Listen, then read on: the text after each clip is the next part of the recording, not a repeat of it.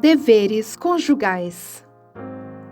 Do mesmo modo, mulheres, sujeite-se cada um a seu marido, a fim de que, se ele não obedece à palavra, seja ganho sem palavras, pelo procedimento de sua mulher, observando a conduta honesta e respeitosa de vocês.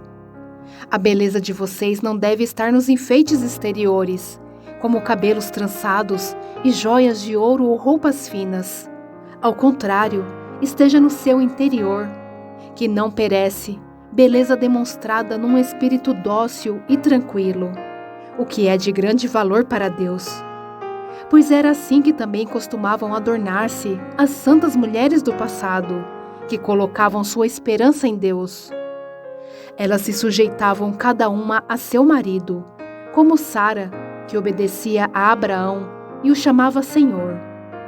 Dela vocês serão filhas, se praticarem o bem e não derem lugar ao medo.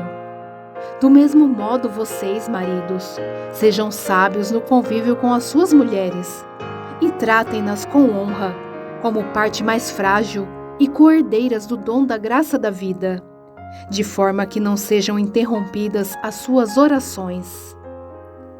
Sofrendo por fazer o bem. Quanto ao mais, tenham todos o mesmo modo de pensar. Sejam compassivos, amem-se fraternalmente, sejam misericordiosos e humildes. Não retribuam mal com mal, nem insulto com insulto. Ao contrário, bendigam, pois para isso vocês foram chamados, para receberem bênção por herança. Pois quem quiser amar a vida e ver dias felizes, guarde a sua língua do mal e os seus lábios da falsidade.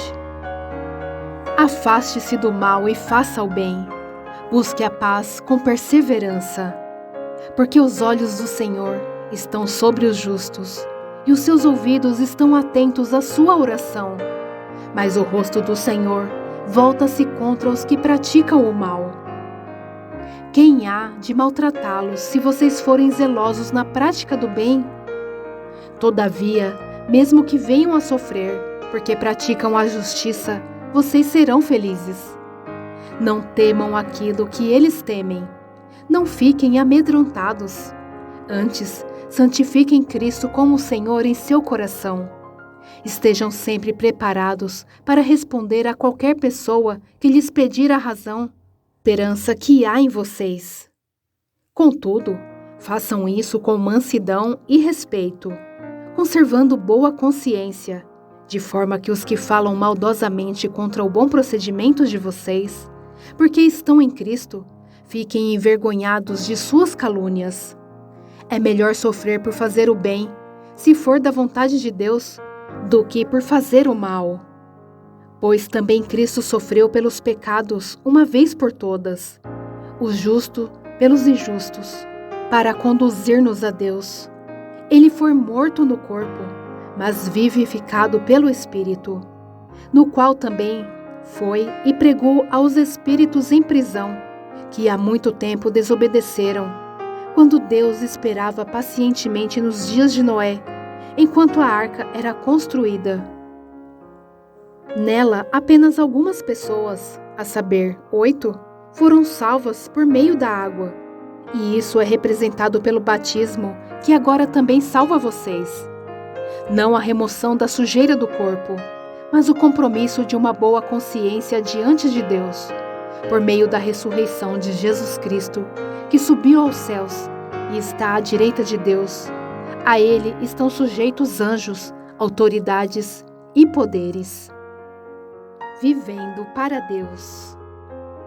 Portanto, uma vez que Cristo sofreu corporalmente, armem-se também do mesmo pensamento, pois aquele que sofreu em seu corpo rompeu com o pecado, para que no tempo que lhe resta não viva mais para satisfazer os maus desejos humanos, mas sim para fazer a vontade de Deus. No passado, vocês já gastaram tempo suficiente fazendo o que agrada aos pagãos. Naquele tempo vocês viviam em libertinagem, na sensualidade, nas bebedeiras, orgias e farras, e na idolatria repugnante. Eles acham estranho que vocês não se lancem com eles nas mesmas torrentes de imoralidade, e por isso os insultam. Contudo, eles terão que prestar contas àquele que está pronto para julgar os vivos e os mortos. Por isso mesmo o Evangelho foi pregado também a mortos, para que eles, mesmo julgados no corpo segundo os homens, vivam pelo Espírito segundo Deus.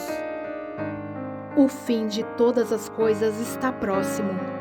Portanto, sejam criteriosos e estejam alertas. Dediquem-se à oração. Sobretudo, amem-se sinceramente uns aos outros, porque o amor perdoa muitíssimos pecados. Sejam mutuamente hospitaleiros, sem reclamação. Cada um exerça o dom que recebeu para servir os outros, administrando fielmente a graça de Deus em suas múltiplas formas. Se alguém fala, faça-o como quem transmite a palavra de Deus.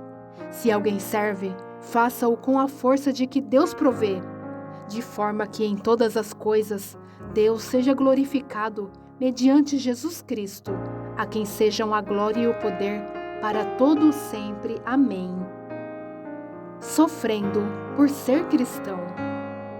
Amados, não se surpreendam com o fogo que surge entre vocês para os provar, como se algo estranho lhes estivesse acontecendo. Mas alegrem-se à medida que participam dos sofrimentos de Cristo, para que também, quando a sua glória for revelada, vocês exultem com grande alegria. Se vocês são insultados por causa do nome de Cristo, felizes são vocês, pois o Espírito da glória, o Espírito de Deus, repousa sobre vocês. Se algum de vocês sofre, que não seja como assassino, ladrão, criminoso ou como quem se intromete em negócios alheios. Contudo, se sofre como cristão, não se envergonhe, mas glorifique a Deus por meio desse nome, pois chegou a hora de começar o julgamento pela casa de Deus.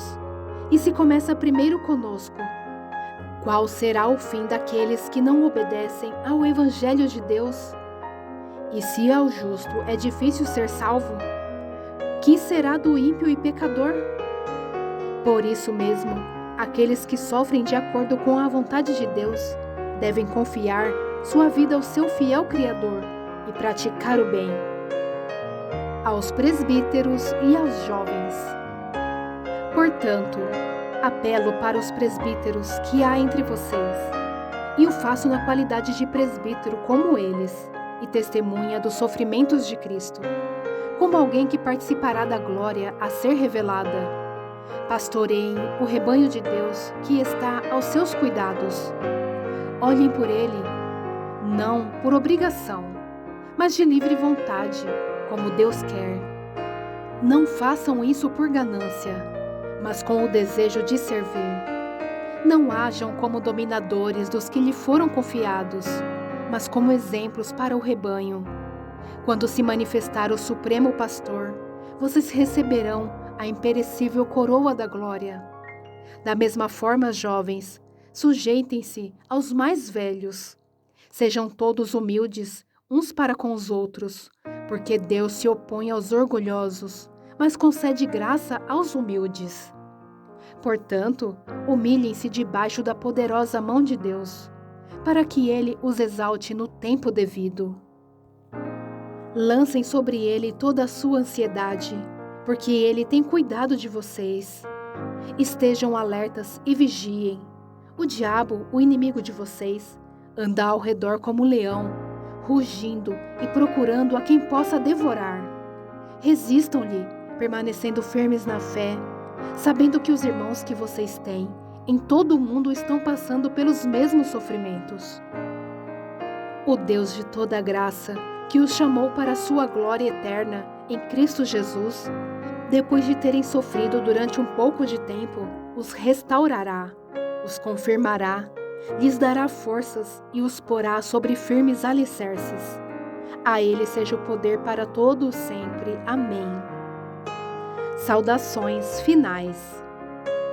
Com a ajuda de Silvano, a quem considero irmão fiel, eu lhes escrevi resumidamente, encorajando-os e testemunhando que esta é a verdadeira graça de Deus.